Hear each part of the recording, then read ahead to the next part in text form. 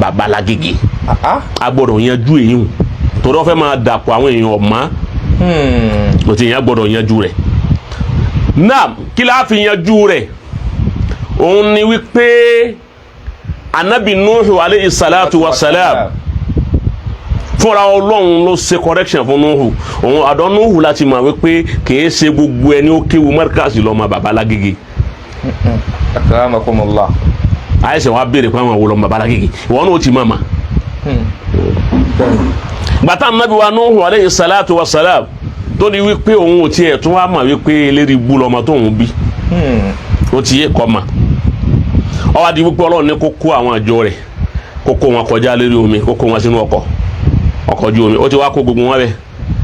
ó ti wá òjò tọ́lọ́run sì ṣàdéhùn pé òjò ń bọ̀ wá o òjò ìyá òde o àwọn tó bá ti wọnú ọkọ̀ rẹ̀ nìkan ní ọ̀la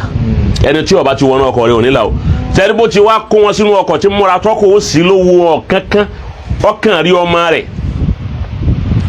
tó dádúró. fanada Nuhu nibunahu fàwùwà fi màzilin ya bunayya yarkabu ma'ana wala takunanna minal ghariki bóyá bẹ́ẹ̀ náà ní kọ́lọ́hún fèrè jì mí ibi tí n bá sì wí mbẹ́. ìwọ máa mi irkab ma'ana wá gun ọkọ̀ la máa bọ̀ wá gun ọkọ̀ la rè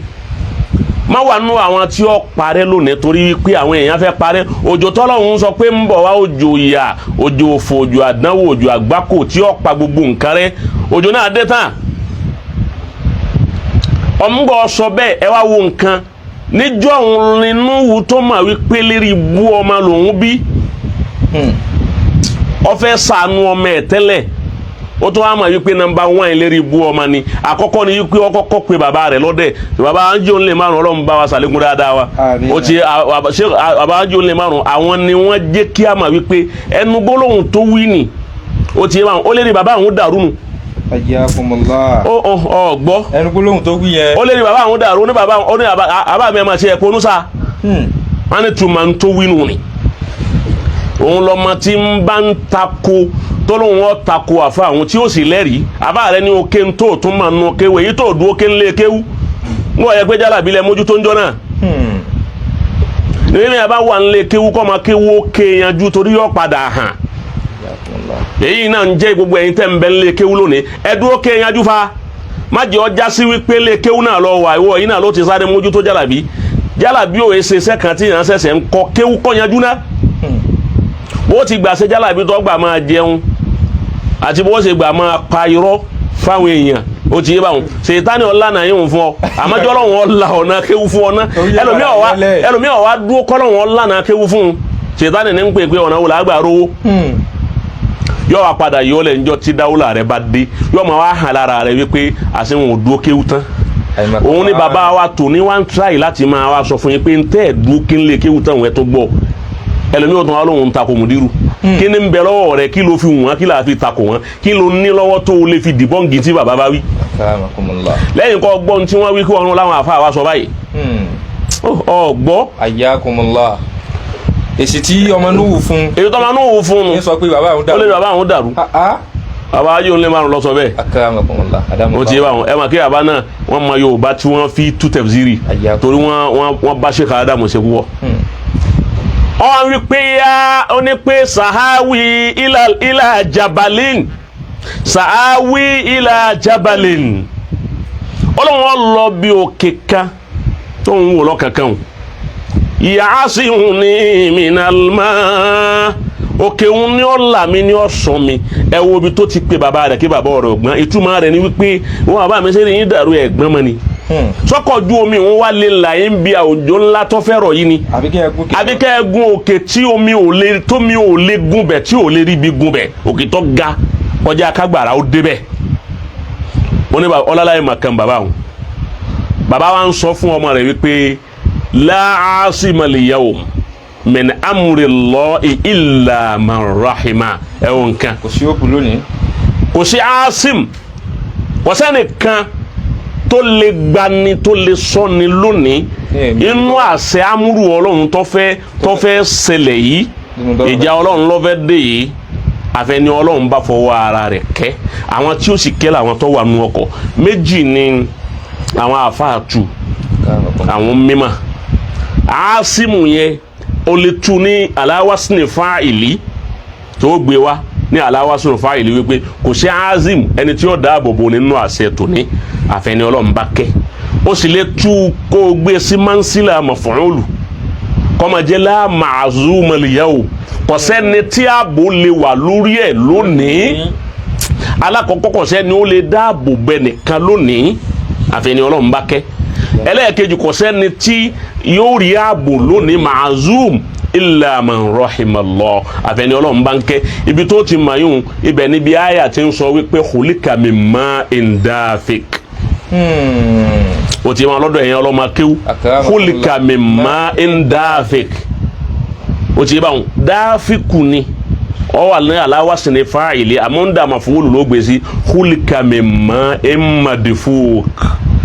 ma'in madfuq karamakumullah o ti yé la ma'suma al-yawm bọ́sẹ̀ ni ó lè ráàbò lónìí àfẹ́ni Ọlọ́run bá tó bá kẹ́ tó ń gbọ́ ọmọ ọ̀gbọ́ tó sàtakú wa kana minal mugrakin ó padà wà nínú àwọn tó padà tẹ̀rí ọmọ yòówù tí ń bá ń wí pé òun ó gbọ́ àfa àwọn lẹ́nu òun náà wà nínú àwọn mugrakin nínú àwọn tí ó tẹ̀rí yóò wà nínú àwọn tí ó ṣègbè tí ó tẹ̀rí bó ṣe lè wò kí ó rí bó ṣe lè wò kọ́ ọmọ kéwú tó ó ti yé báwọn yóò parẹ́ máa la ìmọ̀ ọmọ sákò lára rẹ̀ díẹ̀díẹ̀ àti yóò sì máa bọ́ lára rẹ̀ níwọ̀nba yóò wá kó èyí tí bá ń fowó rà ọgbà bẹ́ẹ̀ tí ó máa pe àwọn èèyàn wípé ẹ pàdé wa ogun yẹn bá àwọn èèyàn tí ó pọ̀ kún pàdé wa wọ́n lè máa pa á dé léyìí tí baba alágége kì í ṣerú ẹ̀ àbí kọ́ pàdé àwọn yòódò kọ́sáré máa rẹ́ni sáwọn tí kì í rẹ́ni sí tẹ́lẹ̀ èyí ń bọ́ díẹ̀díẹ̀ nù ọgbọ́ nam èyí ni ó jẹ́ ká mà wípé àwọn kan ń bẹ tí wọ́n jọ ọmọ márkàsì tí wọ́n sọ baba alágége tí wọ́n tó bẹ̀ kún ó pera wọn lọ́mọ baba alágége torí wọn náà máa àtọ́ ọkọ sí baba alágége tàná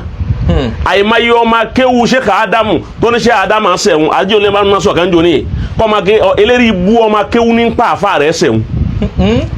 eré rẹ̀ ọ̀dà ní bó ti wíwùn àfa rẹ̀ sẹ̀ ọ́ ilé àfa rẹ̀ wù lè ṣe fún ọ bá àfa rẹ̀ bá tiẹ̀ ṣe ó mọ mara ni ó fi ra àlùbáríkà ó lè rí ó ńlá wà nìkan láyé kó ní baba alágbàjì sẹ̀wọ̀n. bẹ́ẹ̀ni yàtọ̀ sì ń jẹ́ lé kéwù ju tiwa lọ. ìyá mi ló làwọn jẹ. wọ́n tún dé mi sẹ́kẹ́sẹ́kẹ́ nù. bẹ́ẹ̀ni wọ́n sì padà dèèyàn àwọn tọ́já sí wípé ìké ni wọ́n mú wọn túláàsì ni wọ́n èké o ti máa kí wọ́n gbọ́dọ̀ dèèyàn wọ́n gbọ́dọ̀ jẹ́ tọ́lọ́hún. yakunla wọn lè rẹ tí èké ẹni bá mú túláàsì kéwù. o ti wọn kọ́ wá ní sọ wípé ìyà tó ń jẹ ni àní ọlọ́run bá wa kẹ́ baba alágbàjì káì gbogbo ìgbà ni wọ́n máa ń nà wá ká lè rí báyìí lónìí ẹlòmíì wá ní àfa àwọn nà ó ńgbà òun wà nílé kéwú tóun bá ti wá pàdé àfa àwọn ni òun ó ṣe àbùkù fún gbogbo ọmọ kéwú tó bá wò lè rí bẹ́ẹ̀ kò ní lọ́mọ kéwú tí ó mójú tiẹ̀ náà ìyẹn ṣe bẹ́ẹ̀ bá fẹ́ ni ọmọ bí sọ́njú ní wípé ebí wọ́n wà sí ni kó wá náà ọ̀gálùkọ́ máa ṣe ọba ti gbọ́ wá sí má pé wọ́ọ̀dẹ̀ kan lọ́mọ wá sí ṣe gbọ́ tẹlùmíì náà kọ́ sàǹfààní mẹ́ Ànábì ní rahimallahu umrahan hada ilayya uyubi Ọlọ́run bá ṣàánú ẹni ó fi láì fi mi kàn mí bí alágbájá ò ṣe é dà Ànábì ní Ọlọ́run kó ṣàánú ẹni bẹ́ẹ̀. náà ẹni wọ́n bá ti jẹ́ mọ̀náfìkì tí ń bá ti ń ṣe ti bàbá lágége lójú àwọn mọ̀náfìkì ń bẹ nù àwọn mọ́ríkàsì náà kọ́dà nù àwọn tó ké lágége. mọ̀náfìkì ń bẹ nù wa. ń bẹ nù wa. tó ẹgbẹ́ tó bá ti rí àwọn ọ̀tá mùdírù Ọlọ́run sì ṣe ayé ti da ayé kínní mídíà ń gbé bóun lóun ò gbé àwọn èèyàn ń bá gbé bẹ́ẹ̀ni bí à ń bá àwọn ẹni tí ń lépa burú babalágége tí ń lépa burú ara rẹ̀ kí lára wọn tó yẹ pé gbogbo ọjọ́ tó bá ti jí láyé bíi kó gbúrò aburú lérí àwọn mẹ́ni irú ẹni bẹ́ẹ̀ ni wọ́n pàdé lóde la bá wọ ẹ̀tún wá ń rẹ́rìn ẹ̀tún wá jọ ń sọ̀rọ̀ ọ̀rọ̀ wo lẹ̀ ẹjọ́ ń sọ bí wọ́n yẹn bá ṣe lérí bu ọmọ kéwú èèyàn kì í bọ́ tá àfa rẹ̀ sí Ọlọ́run bá wa sàlékún dáadáa fún Saheed Òṣùpá ó ní ọ̀rẹ́ mi ọlọ́rẹ́ mi ni Òṣùpá ló pin ó sì rí inú ọ̀rọ̀ Sheikh Adamu ni ó ti yé báwọn tí bàbá ní àwọn ọ̀rẹ́ rẹ̀ mẹ́ta ni wọ́n ọ̀tá rẹ̀ náà sì ní mẹ́ta ni wọ́n ọ̀rẹ́ rẹ̀ ni ọgbọ́ ọ̀tá kí là ń pè ọ̀rẹ́ ọ̀tá rẹ ọ̀rẹ́ rẹ ni ó máa jẹ́ ẹni bá ti mú ọ̀tá rẹ lọ́tà ọ̀rẹ́ rẹ ni ó máa jẹ́ tó ti yé wọn pin báwọn èèyàn mú ọ̀tá àfa rẹ lọ́tà ni bọ́ bá jọ ọmọ kéwu eléri rẹ tí èsè eléri bú ọmọ kéwu ibi wọn bá ti yẹ̀yẹ́ àfa tiẹ̀ ni wọ́n máa lọ ọgbọ́ wọ́n máa yẹ̀yẹ́ àfa rẹ lójú rẹ ó sì jòkó ń bẹ̀ ọ wá nílé kí ló mú ọ kọ́kọ́ lọ òde nìna. bẹ́ẹ̀ni kí ló wá dé bẹ́ẹ̀. ìyá tó bá tiẹ̀ di ọ lójú tán á ju ọbẹ̀ tó wá rí pé ọ̀tá àfa mi rè ìyá kò sì da kó kú mbẹ́ àfi tó bá máa pọ̀ láyà tó lè fi dájú kọ́ lójú agbo bírú Sheikh Adamu Yahaya irú àwọn yìí ni wọ́n lè lọ́rú àyè ni. bẹ́ẹ̀ni. àbírú àwọn alájí olè márùn wọ́n pàdé ọ̀tá baba Alágége wọ́n sọ fún pé eléri ibú ni ọ́ wọ́n kọ́ sọ báyìí ń jò ní. bẹ́ẹ̀ni. tóun gan òun gan òun nílé jòkó yóò máa jósẹ̀. ọ̀tá ni ó yà sá fún wọn. àbírú èmi yìí náà. ó pàdé mọ̀lánà ọ̀tá ni ó yà wọ. àmọ́ wọ́n tọ́ ọmọ yìí pé òun nírú nǹkan báwọn ó ti yé báwọn ara jù ń bẹ lára rẹ̀ ó ti yé báwọn ọwọ́ àràjì ó ti yé báwọn ọ̀yẹ́ kọ́ ọ máa lọ bí tí ọ̀tá àfa rẹ̀ bá wà ẹni tí bá ti ń ṣe bẹ́ẹ̀ nú ọmọ kéwú kèé sọ ọmọ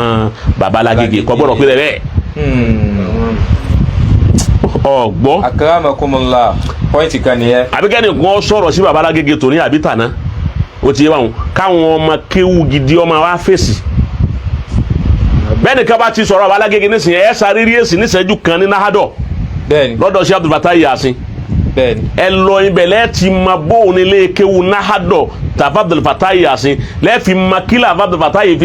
ó fi ṣe tàṣíṣù lé kéwu ẹ̀. kí náà fi ṣe foundation. pẹ̀lú ìfẹ́ Sheikh Adamu lè ṣe foundation rẹ̀ ibẹ̀ lẹ́ẹ̀tì ma rí èsì tọ́ ẹ sáré ma rí èsì ẹ sì ma lágodi tèmi lọ́dọ̀ tèmi yàn àtọ̀dọ̀ àwọn mi bẹ́ẹ̀. so ọgbọ́ ibẹ̀ ọmọ kéwu kan wà nígbà náà yí pé àtọ̀tún àtòsì àwọn àfa àwa náà ni wọ́n eré rẹ̀ dàrú bó ti wí. ọ̀tún àtòsì wo làfa rẹ̀ ìmọ̀ ọ̀tún àtòsì jẹ́ àfa rẹ̀ ṣé kó wọ́ ọmọ àfa àtọ́kọ́ òun kéwú. àwọn olè jẹ́ kó fẹ́ bùrù. ọ̀tún àtòsì bó. náà àwọn yìí wọ̀nyí ṣe múnáfìkì làwọn yìí àwọn yìí sọ ọmọ baba Alágége. ẹni ẹlẹ́ẹ̀kejì làwọn tí wọ́n kéwú mọ́kàsì tọ́já sí wípé àdáwà ni wọ́n fi hàn sí baba tòní gbogbo ẹni bá ń bàbà mùdírù tò ní sọ̀tá kìí sọmọ baba Alágége tàná. àgbà mẹ́kàsì lọ́wọ́ rẹ̀ òfin mi. nígbà mẹ́kàsì lọ́wọ́ rẹ̀ àmì sọmọ baba Alágége torí gé mẹ́kàsì.